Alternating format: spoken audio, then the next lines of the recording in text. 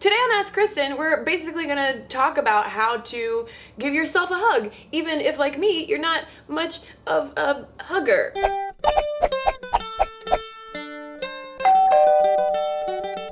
On last week's Ask Kristen video, can bullying ever be stopped?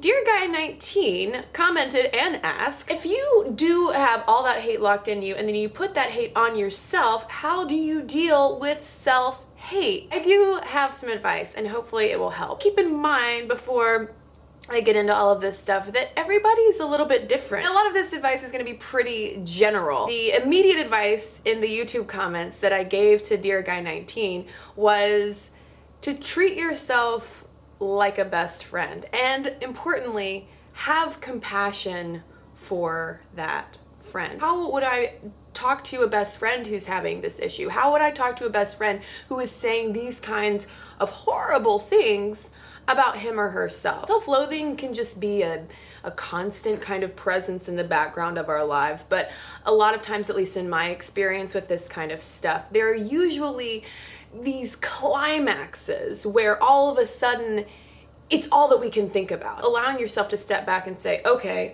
I'm not gonna feed into this. I'm not gonna talk back to myself as myself.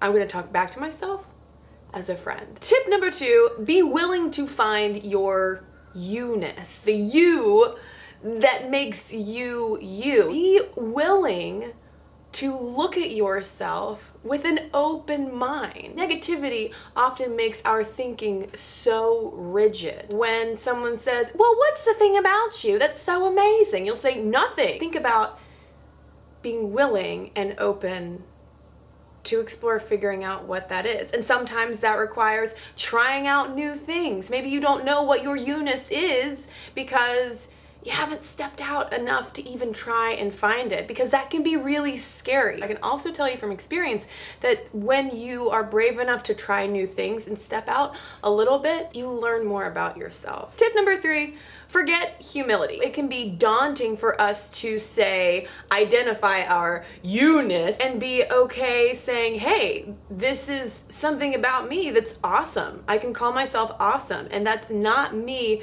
bragging necessarily. That's me acknowledging the truth. A lack of humility is probably not what is going to be your ultimate downfall if you are trying to simply figure out the basics of self-love and appreciation. Tip number 4, with a little bit of background music, courtesy of my neighbors. Risk vulnerability. A lot of self-loathing or self-hatred or just general insecurity is often linked to an element of shame, and that element of shame is often linked to a fear of vulnerability, of being exposed for who we really are, and who we really are being deemed unworthy. So we try to hide. We do all of this work, and it's so exhausting to make sure that no one really knows. I personally experienced this power of being forced into vulnerability quite by accident a few years ago when I went through a really just bad breakup. It forced me for the first time in my life, to a degree that I never had, to be vulnerable. There was no way around the emotional wreckage state that I was in. The only thing I could do was ask for help, and I received that, and I allowed myself to receive that. It was really, really scary, but at the same time, it was life-changing to know that it was available. Tip number 5, and a good therapist will probably recommend that you have a game plan. A game plan simply means that you have something quick to do, that you easily remember, you can easily do it, it's portable, you can take it anywhere. Anneli Rufus, for instance, who wrote the book Unworthy, recommends envisioning a space, wherever that is for you, where you are your best self. I picture myself wearing an eye patch and a hideous wig. Or another simple thing that you can do, especially if you experience this kind of